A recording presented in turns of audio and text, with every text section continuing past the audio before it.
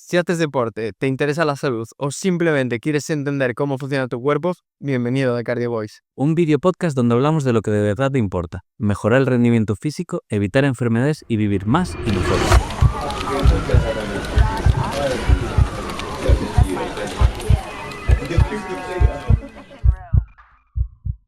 Bueno chicos, bienvenidos, tenemos aquí a este grandullón, a Javi otra vez. Bueno, otra vez porque vas a estar siempre. Sí, te iba a decir que para esto en todos los podcasts Para eres que- invitado. Para que es el invitado especial. Pero como soy yo el que habla de primero, pues te fastidias. En el capítulo anterior hablamos del infarto, ¿verdad, Javi? Sí. Y mencionamos que había pacientes que debutaban en el infarto con una parada cardíaca Sí. y que es una situación muy grave y que tenemos que aprender a manejar, ¿no? Sí. Entonces, ¿qué te parece si hoy hablamos sobre el infarto, no, sobre la parada cardíaca? Sobre la parada cardíaca. Me parece, vamos, que es un tema súper importante y que ya hemos tardado demasiado en hablar de ella. Sí, 2 capítulos. Da igual, es un tema que es muy importante y que yo creo que debería ser casi obligatorio de que todo el mundo supiera hacer una RCP básica. De hecho, hay países que, sobre todo los nórdicos, es obligatorio. O sea, a todos los niños les dan talleres en el colegio sobre cómo hacer una RCP básica o cómo actuar, sobre todo. Aquí también, pero no No. se suele atender. Es un problema. Vale, Javi, defíneme a una persona normal qué es una parada cardíaca. Al final, una parada cardíaca es que la persona, por algún motivo, su corazón deja de funcionar, ¿Vale? ¿no? Deja de tener pulso. Entonces, al dejar de tener pulso, el cerebro y el resto de órganos dejan de recibir sangre y al final perdemos la conciencia. Ah, por eso perdemos la conciencia, ¿no? Porque Ujú. no le llega sangre al cerebro y nos desmayamos, pero técnicamente Sí. ahí está. Claro, no es desmayarte, Claro. sino es que te paras, ¿no? Correcto. Esa es la diferencia entre desmayarte y tener una parada, ¿no? Que eso es una duda que tiene mucha gente, ¿no? Sí. Pero- Al final es el desmayarte o tener un síncope, es pues que deja de llegar sangre al cerebro por varios motivos, pero que una vez que tú estás en el suelo, recuperas. Aquí no recuperas. Que de hecho lo del síncope es un mecanismo de defensa, ¿no? Justo. El cuerpo se cae al suelo porque así la sangre fluye mejor hacia el Claro, cerebro. el cuerpo busca la horizontalidad. Como siempre, bueno, yo también por las noches. Mm. Vale, entonces, sabemos lo que es una parada. ¿Cómo identificas una parada cardíaca? Claro, la forma de identificar una parada cardíaca ha cambiado. Vale. Ha cambiado para la población general. No, porque antes tú si veías las guías, lo que te decían es, pues, tienes que ir a ver si la persona responde, ¿no? Y a estimularle, eso sigue igual. ¡Pepe! ¡Pepe! Sí, justo. Y antes lo que se decía es que la gente tenía que tomar el pulso, ¿no? Que es difícil, Es difícil, claro, por eso lo han quitado. claro. Ahora lo han quitado. Porque habitualmente se mira aquí, ¿no? En el cuello, que es una de las En el formas. cuello, en la en muñeca, en sitios donde la arteria sea palpable. Pero si no estás acostumbrado a pillar el pulso a alguien, Justo. te cuesta mucho y a lo mejor piensas que no tiene pulso o notas algo que no es el pulso, ¿no? Claro, tú al final también, tú si aprietas mucho, pero con el dedo contra aquí tú notas pulso, Claro. pero al final es tu propio pulso. Entonces, tienes que tener un cierto entrenamiento, estar acostumbrado a hacerlo. Por eso ahora mismo lo han quitado. O sea, tú simplemente lo que tienes que hacer es ver si responde. ¡Pepe! Si no ¡Pepe! responde, ver si respira. Y si esas dos cosas no se cumplen, empezar la RCP. Pero es que lo que pasaba es que la gente se liaba ahí a buscar si tiene pulso o no tiene pulso. A lo mejor están 5 minutos y esto en principio tienes que hacerlo en menos de 10 segundos. Claro. Entonces, por eso lo han quitado. Entonces, eso. Primero, Pepe, ¿está usted bien? Caballero, tal. No responde. Vemos si respira. Que bueno, podemos hablar si quieres de cómo se mira. Sí, me parece bien. Yo creo que a todo el mundo, o sea, es una cosa que de primeras, si nunca te lo han dicho ni lo has pensado, te puede decir, oye, ¿cómo sé si alguien respira? Pues Claro, entonces la maniobra que dicen ver si alguien respira es poner tu oreja en la boca de la persona, la Vale. boca, la nariz, ¿no? Y mientras mirar si en esa misma maniobra si el pecho se levanta. Esa es la forma mejor para hacerlo. vale, eso sí que es bastante sencillo, Sí. ¿no? No lo hacemos aquí porque sería un poco violento, Mm. pero eso tenéis que saberlo, ver si alguien respira. Y la idea también es fundamental. Es mejor iniciar el RCP y que luego no haga falta Ujú. que estar ahí pasmando y que realmente es tiempo que si el paciente está en parada, su cerebro está sufriendo, ¿no? Claro, justo. Tú si a una persona se desmaya y le haces RCP se va a despertar. Entonces, Y probablemente te intente pegar, ¿no? Sí, pero- Diga, ¿pero qué haces, hombre? perfecto. Pero si es lo contrario, mal. Vale, entonces ya hemos llegado un poquito a hablar de qué es la parada, cómo identificarla, cómo es el protocolo. O sea, tenemos RCP básica y avanzada, ¿no? Sí. ¿Quieres profundizar tú un poco en qué Claro, en la RCP básica es como podríamos decir forma parte de los primeros auxilios, ¿no? De cualquier persona que tenga un cierto entrenamiento, que es con cursos de RCP, que debería tomar todo el mundo, pero bueno, básicamente cualquier persona es la primera asistencia que se hace al enfermo, ¿no? Ya cuando tú llamas al 061 vienen los compañeros de la ambulancia o de emergencias, a partir de ahí ya empieza la avanzada, que eso es para nosotros, para médicos, y médicos enfermeros, sanitarios. Pero la básica es para todo el mundo. Vale, ¿y cómo sería el proceso? Yo estoy en casa, pongamos, ¿no? Y mi padre Ujú.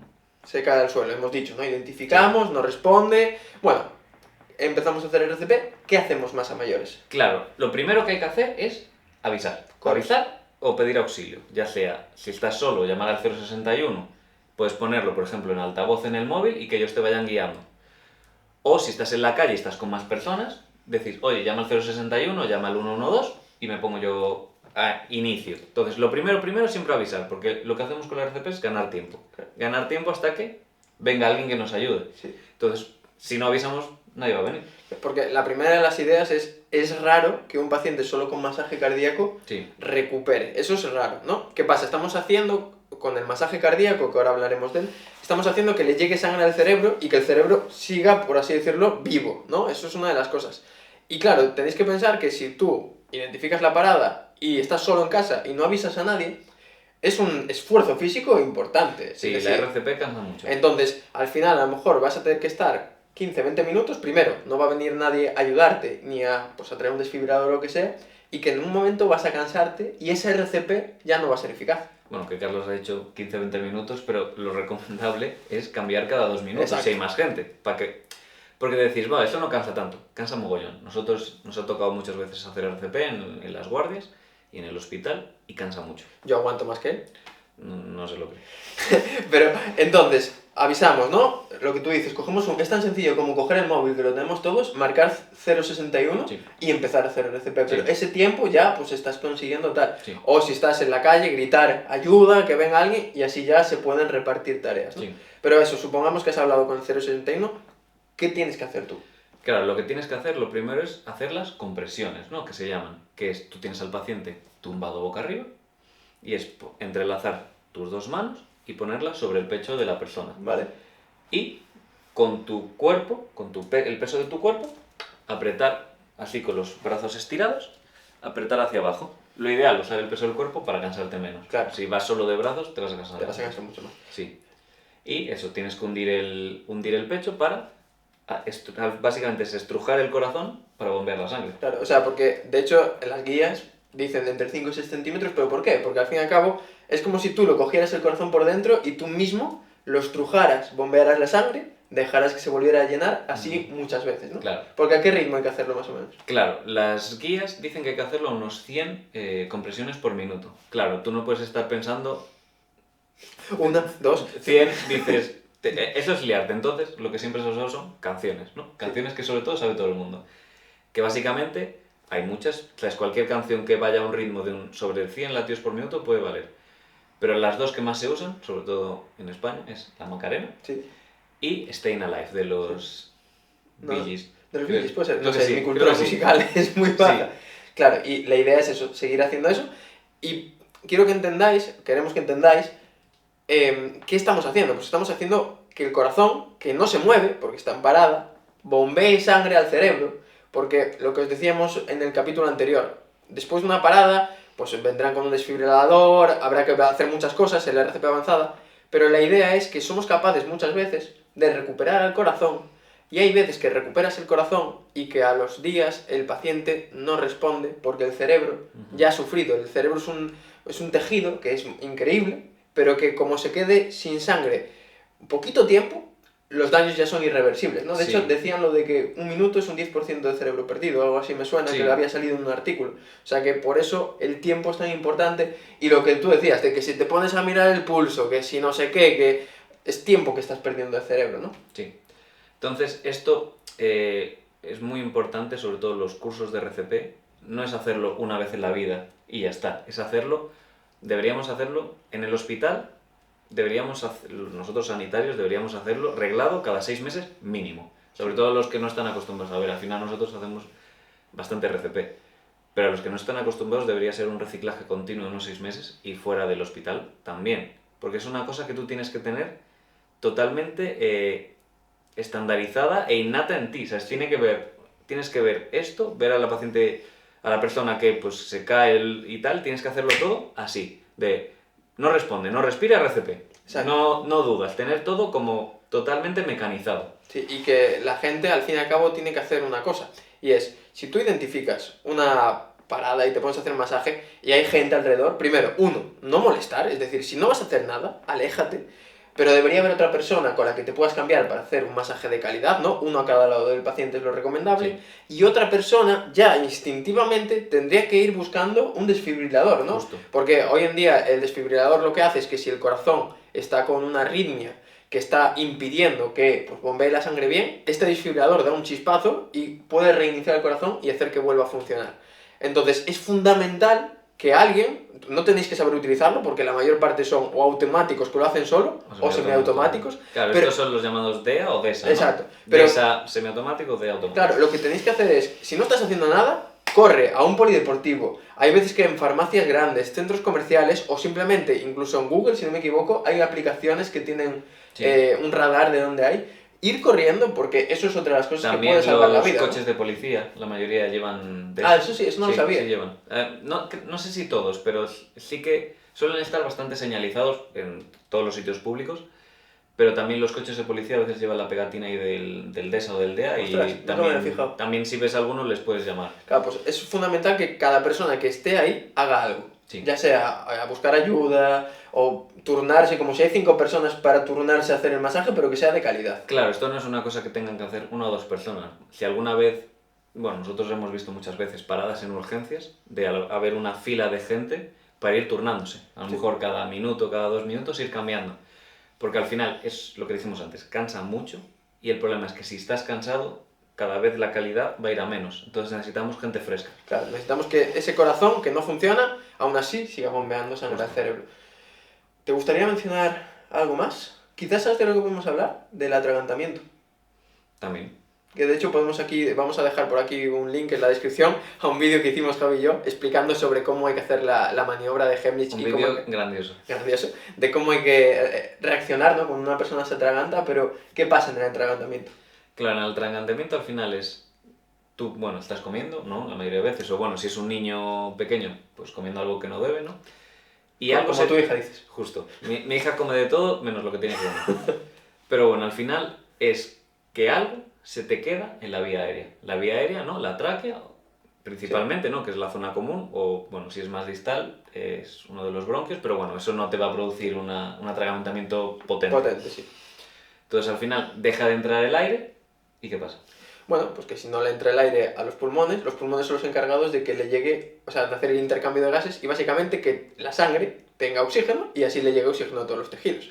¿Qué pasaría? Pues que la sangre dejaría de llevar oxígeno, no le llegaría oxígeno al corazón, no le llegaría oxígeno al cerebro y acabaríamos también en una parada cardíaca, en este caso de origen respiratorio, ¿no? Justo. Claro, es parada cardiorrespiratoria. Correcto. Y vale, entonces, si yo veo a alguien atragantándose, ¿qué hay que hacer? Claro, lo primero hay que ver cómo está esa persona. Si esa persona está todavía consciente y está tosiendo, lo primero es animar a toser. Correcto. Al final, porque la tos, al final es como echar una potencia de aire hacia afuera con los músculos respiratorios, echar como un soplo de aire para ver si eso lo echas. Porque entonces, al fin y al cabo la tráquea es como otra tubería más, sí, ¿no? Y entonces si lo que estás haciendo es estrujar por fuera esa tubería para intentar que suba lo que tenías, ¿no? Sí. Entonces, lo primero eso, si el paciente está tosiendo, animarle a que tosa. Le puedes ayudar, ¿no? Dándole unas palmadas en la espalda, ¿no? Lo típico. Tus palmadas, cuidado con tus palmadas. Palmadas, pero bueno, efectivas. Palmadas buenas. Sí. Si ya la persona no es capaz de toser, ahí lo que tendríamos que hacer son las maniobras, ¿no? La principal, la maniobra de Heimlich. Vale, perfecto. ¿Y eso de la maniobra de Heimlich, cómo es?